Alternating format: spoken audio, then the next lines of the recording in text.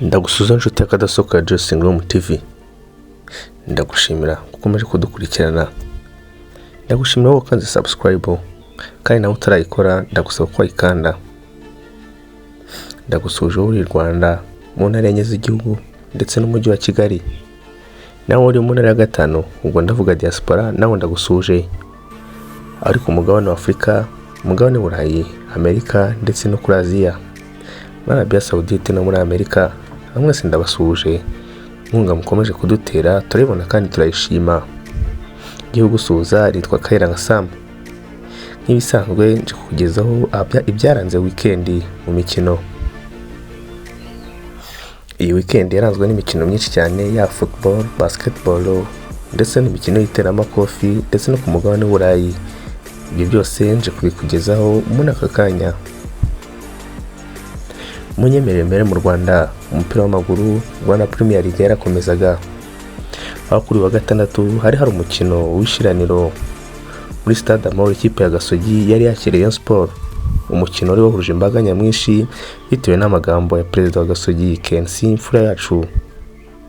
Uyu mukino wari umihangana rikomeye cyane. Byaje kurangira ikipe ya Gasogi itsinzwe na Rayon Sport igitego kimwe ku busa. Gasogi ibonye n'ikarita y'umutuku. Gusa uwitwa Kensi aravuga ati naho ngaho turamabuye kuko ikipe iyo tutabona umutuku naho twari kuyitsinda.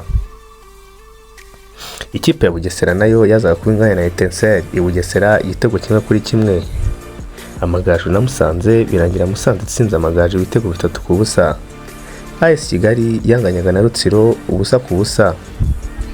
Ku cyumweru imikino kandi yarakomezaga, aho ikipe ya Gorira yatsindaga Marine igitego kimwe ku busa.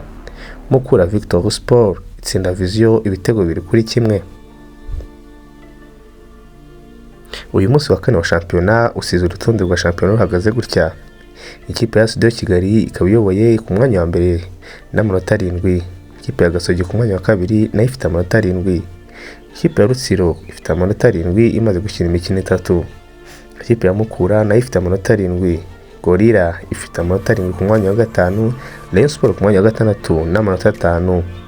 Ikipe ya Kiyovu ku mwanya wa 10 n'amanota 3. Ikipe ya APR iri ku mwanya wa nyuma n'ubusa bw'amanota kubera ko ifite ibirarane itarakina na rimwe shampiyona. Hanyuma ikipe ya APR FC nk'uko nayimikomojeho yari muri akina CAF Champions League kuri wa gatandatu ubwo yagiye mu Misiri kwishyura ikipe ya Pyramide kwa 30 Kamena niyo stade bari gukiniraho hari i Cairo. Umukino waje gutangira ikipe ya APR guhatana cyane. Byaje gutuma ku munota wa 10 ikipe ya APR ibona igitego cyayo cya mbere. Abafana ba APR batangira kugira icyizere cy'uko barakandaza ikirenge mu matsinda ya CAF Champions League. Gusa siko byaje kugenda. Byaje kurangira ikipe ya Pyramide batsinze ibitego 3 kuri kimwe. Birangira inzozi zo kwerekeza mu matsinda ya Champions League zitagezweho. Ibyishimo bitaye Kigali ubwo ndavuga ku bafana ba Rayon Sport. Iyi kipe ya PLFC ikaba yahagurutse Cairo mu rukera rwo kuri uyu wa mbere. Ikaba yagarutse mu Rwanda gukomeza shampiyona no gutegura umwaka utaha kugira ngo rero ko yazongera kugerageza amahirwe. Muri basketball imikino yarakomezaga, playoffs zarasozogwa nyuma y'aho ikipe ya PLFC itsinze Patriot amanota 73 kuri 70. Uwitwa Yari Mila yatsinze amanota 19 akora rebound 3. Bisa gutuma ikipe ya APR itsinda imikino 4 kuri imikino 2 ya Patriot. Ibindi birambuye kuri imikino ya basketball ndabigezeho kuri wa kabiri. Ku mugabane wa Afrika, CAF Champions League nk'uko babwiraga zarasozogwa qualifications. Amakipe yaje kuba akomeza ihitwa Al Hilal Omdurman yo muri Sudani. Yazaga ku itsinda yitwa San Pedro igitego kimwe ku busa. FAR Rabat yo muri Maroc nayo yarakomezaga. Joliba yo muri Mali, Miro FC yo muri Guinea, Sagrada yo muri Angola, MC Alger yo muri Algeria, Raja Casablanca yo muri Maroc, Esperance de Tunis yo muri Tunisia. Pyramide yo mu Misiri yo yatsinze APR. Young Africans yo muri Tanzania, yaje kunyagira ikipe yo muri Ethiopia itsinda 6. Al Ahly yo mu Misiri ndetse na Mamelodi Sundowns yo muri South Africa zaje kuba zikarifiya mu matsinda ya Champions League. Ku mugabane w'Uburayi, shampiyona uko ari 5 zikomeye ku isi zarakomezaga. Ndahera muri Ligue 1 kuri uyu wa gatanu, ikipe ya OGC Nice yazaga kubinyagira Saint-Etienne ibitego 8-0. Ku wa gatandatu, Lille yanganyaga na Strasbourg ibitego 3-3. Stade Rennes yanganyaga na Rennes ibitego 1-1. Naho ikipe ya Stade Reims ku kibuga cyayo yanganya na PSG igitego 1-1. Ku cyumweru, ikipe ya Monaco na Le Havre byaje kurangira ikipe ya Monaco itsinze Le Havre ibitego 3-1. Hanyuma umukino w'ishiraniro uri kuri iki cyumweru ariwo mukino w'umunsi, Derby Olympique Lyonnais itsindwa na Marseille ibitego 3-2 yisanze mu rugo. Uti urutonde ruhagaze rute mu Bufaransa? Paris Saint-Germain cyayoboye imikino 5 ifite amanota 13, ikurikiwe na Olympique de Marseille ifite nayo amanota 13. AS Monaco nayo ku mwanya wa 3 n'amanota 13. Lens ku mwanya wa 4 n'amanota 9. Urutonde rukaba rusozwa n'ikipe ya Angers ifite amanota 2 yonyine. Bundesliga aho ni mu Budage, shampiyona nawe yarakomezaga, aho batangiye kuri uyu wa gatanu, ikipe ya Mainz 05 itsinda Augsburg ibitego 3-2. Ku wa gatandatu, Werder Bremen itsindwa na Bayern Munich ibitego 5. Bayern Munich ikomeje urugendo rwo kusitanzitse. Ku cyumweru, ikipe ya Bayer Leverkusen nayo yatsindaga Augsburg ibitego 4-3. Igitambo cy'icyumweru cyabaye Dortmund aho Stuttgart yatsinze ibitego 5-1. St. Pauli inganya na Leipzig 1-1. Uyu munsi wa kane ukaba usize shampiyona ihagaze gute? Ikipe ya Bayern Munich mu mikino ifite amanota 12, Bayer Leverkusen amanota 9, Dortmund amanota 7. Munyemerere nerekeze mu gihugu cy'Ubutaliyani, aho kuri wa gatanu ikipe ya Cagliari yatsindwaga na Empoli ibitego 2-0. Hellas Verona itsindwa na Torino 3-2. Ku wa gatandatu, ikipe ya Juventus na Napoli nazo zaranganyaga 1-0. Ikipe ya Lecce na Parma nazo zinganya 2-2. Ku cyumweru, Fiorentina yatsindaga Lazio de Roma ibitego 2-1. AS Roma itsinda Udinese ibitego 3-0. Umukino w'umunsi wari Derby della Madonnina aho Inter Milan yatsindwaga na AC Milan ibitego 2-1.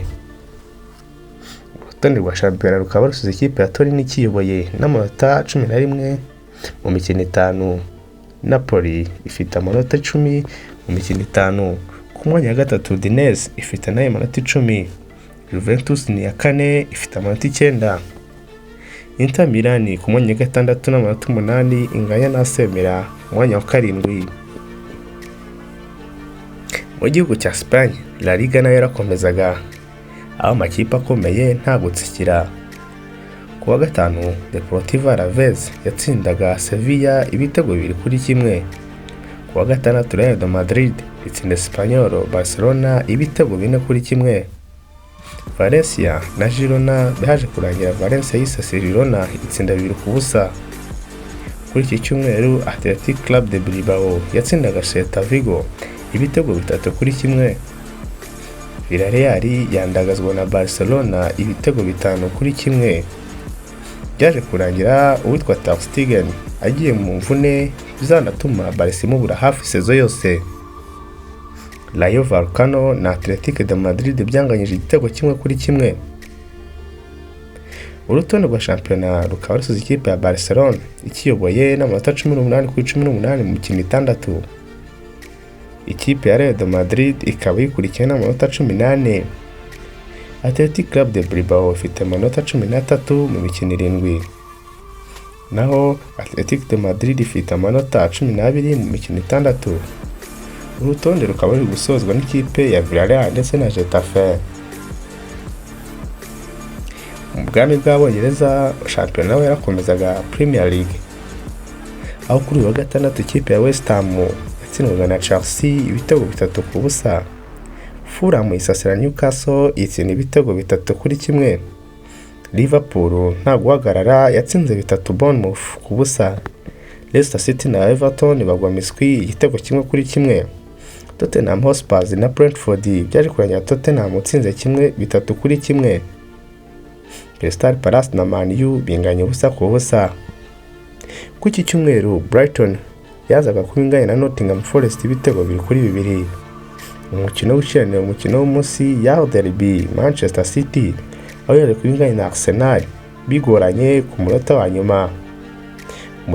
Umukino abafana ba Arsenal batakiriye neza bavuga ko umusifuzi yawufashijemo Manchester City.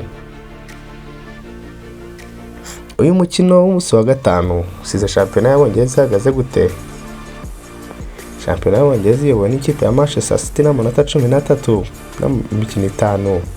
Liverpool ifite amanota 12, umwanya wa gatatu Aston Villa n'amanota 12, Arsenal ku mwanya wa 4 n'amanota 11, Chelsea ku mwanya wa 5 n'amanota 10, ikipe nka Tottenham Hotspur ku mwanya wa 10 ifite amanota 7, Manchester United ku mwanya wa 11 amanota 7, ikipe ya Everton ku mwanya wa 19, ikipe ya 20 ni Wolves.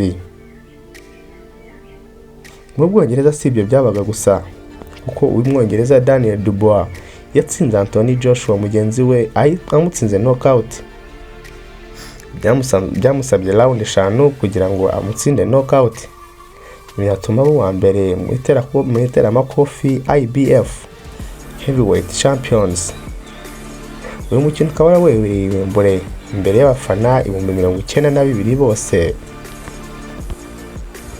Reka ngushimire wowe ukomeza kudutega amatwi no kudukurikirana. Wowe utarakora subscribe ndagusaba ko wakandaho ugakanda no kukazogera kugira ngo ibyo dukoze byose bijye bikugeraho. Kandi wowe wakoze subscribe ndagushimira kubw'inkunga ukomeje kudutera. Reka nkomeze kwifuriza impagarike n'ubugingo. Ciao ciao.